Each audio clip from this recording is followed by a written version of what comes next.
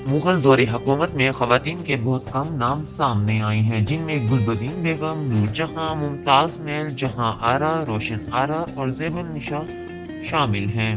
जहां आरा की वालदा का इंतकाल हुआ तो उनकी उम्र सिर्फ 17 साल थी और इस लम्हे से मुगलिया सल्तनत के हरम का बोझ इनके कंधों पर आ गया। वो हिंदुस्तान की मलका नहीं थी, लेकिन अपनी वालदा मुमताज़ बेगम की वफात के बाद वो सारी जिंदगी मुगलिया सल्तनत की सबसे ताकतवर खतून रही।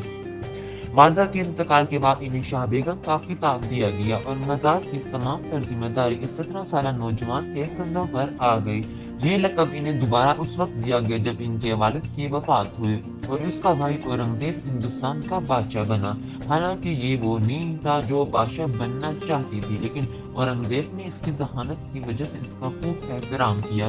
वो मुगल सल्तनत की तारीख की उन चंद खवातीन में से एक थी जिनके पास शाही एहतमाल जारी करने का इख्तियार था। जहां आरा शाही घर की तकरीबात की जिम्मेदार भी थी।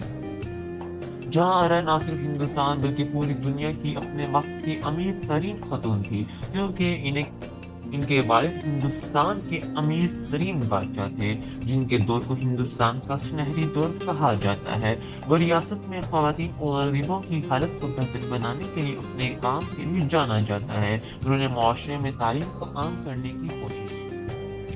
जहां आरा पहली मुगल शहजादी हैं जिन्होंने खवातीन के लिए अवामी जगह बनाई। दिल्ली से मुत्तसिल जमुना पार साहिबाबाद में बेगम का बनाया हुआ बाग अपनी मिसाल आप था। खवातीन के लिए एक खास जगह थी और खास दिन सिर्फ खवातीन के लिए थे ताकि वो बाग में आज़ादी से चल सकें और वहाँ के माहौल से लुत्फ अंदोज हो सके। जब मगरबी सियाह हिंदुस्तान आए तो वो हैरान रह गए कि मुगल बीवियाँ कितनी बाअसर थीं। इसके बरक्स इस वक्त बरतानवी खवातीन को ऐसे हकूक हासिल नहीं थे। बीवियाँ कारोबार कर रही थी और दूसरों को हदायत दे रही थी कि क्या करना है और क्या नहीं करना। जहां आरा की दौलत का अंदाजा इस बात से लगाया जा सकता है कि उसके पास बहुत सी जायदादें थी। जिस दिन इनकी वालिद की ताजपोशी हुई उसे 1 लाख रीस और 4 लाख रुपए दिए गए, जबकि 6 लाख के सालाना वजीफे का ऐलान किया गया। बाद में इसकी वालदा के इंतकाल के बाद इसे बढ़ाकर 10 लाख रुपए कर दिया गया। उनकी तमाम जायदाद का आधा हिस्सा जहां आरा को दिया गया और बाकी आधा दूसरे बच्चों में तकसीम कर दिया गया है। इसकी जागीरों में अचल, फरजारा और बचौल, सफापुर, धोरा सरकार और पानीपत शामिल थे। इसे सूरत का शहर भी दिया गया जहां उसके बहरी जहाज अंग्रेजों के साथ तिजारत करते थे। जहां आरा की जागीर बहुत ज़रख़ीज़ थी। मुल्क सूरत जो कि एक बहुत खुशहाल सूबा था, शाहजहां ने जागीर के तौर पर दिया था। उस वक्त इसकी सालाना आमदनी 75 लाख थी।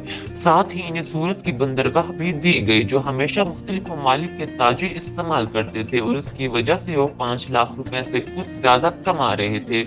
इसके अलावा आजमगढ़, अम्बाला वगैरह जैसे ज़रख़ीज़ मकामात भी इनकी जागीर में शामिल थे। उन्होंने 2 किताबें लिखी जो दोनों फारसी में थी। किताबों का मौजू रूहानियत से मुत्तल्लिक था।